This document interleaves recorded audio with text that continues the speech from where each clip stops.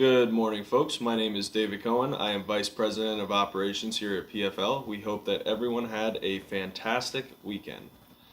The Dow closed lower on Friday of last week and lower 793.68 points week over week. The S&P 500 closed lower on Friday of last week and lower 115.43 points week over week. The Nasdaq closed lower on Friday of last week and lower 460.05 points week over week.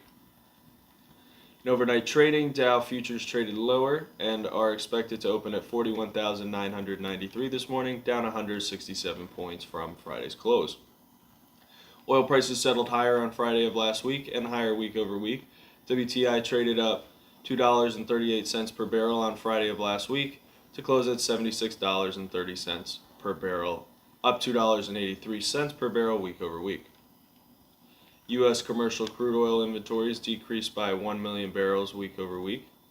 U.S. crude oil inventories are 6% below the 5-year average for this time of year. Total motor gasoline inventories increased by 6.3 million barrels week over week and are 1% below the 5-year average for this time of year.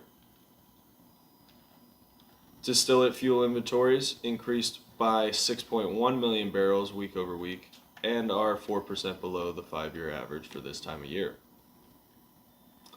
Propane and propylene inventories decreased by 2.5 million barrels week over week and are 9% above the 5-year average for this time of year.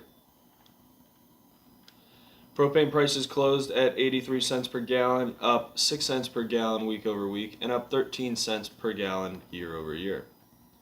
WTI is poised to open at $77.50, up 93 cents per barrel from Friday's close.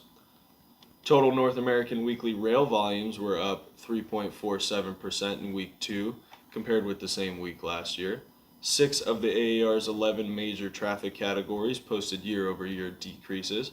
The most significant decrease came from metallic ores and metals, which was down 8.53%. North American rig count was up 117 rigs week over week. U.S. rig count was down by 5 rigs week over week and down by 35 rigs year over year. The U.S. currently has 584 active rigs. Canada's rig count was up by 122 rigs week over week and up by 3 rigs year over year. Canada's overall rig count is 216 active rigs. Overall, year over year, we are down 32 rigs collectively. International rig count, which is reported monthly, was down by 10 rigs month over month and down 46 rigs year over year. Internationally, there are 909 active rigs. Folks, we have a few things that we are watching out there for you. We are watching Alberta. Premier Danielle Smith of Alberta, Canada, was busy last week and over the weekend as she was visiting Trump in Mar-a-Lago. In other Alberta news, an incomplete defiance of the federal Liberal leaderless Canadian government wants for Canada, the Alberta government signed a letter of intent with Enbridge Inc. to increase oil export capacity on its mainline system into the U.S., Premier Danielle Smith said Monday of last week.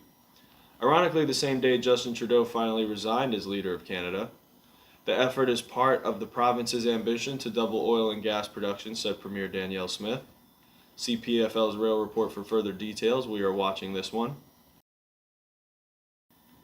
We are also watching our ports. The International Longshoremen's Association, the ILA, and the United States Maritime Alliance, USMX, announced last week they've reached a tentative agreement on all items for a new 6-year master contract.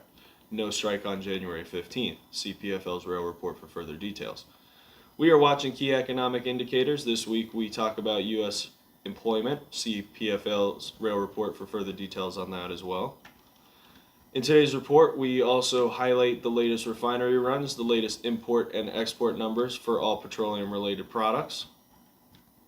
Also in every weekly report is the latest and greatest on what cars are available for sale, lease, or sublease. Please call PFL today for all of your rail needs, including storage, leasing, subleasing, car cleaning, repair, flaring, nitrogen generation, and transloading services. We have crews ready to serve your needs as they arise. Thank you for tuning in. Have a great week and be safe out there.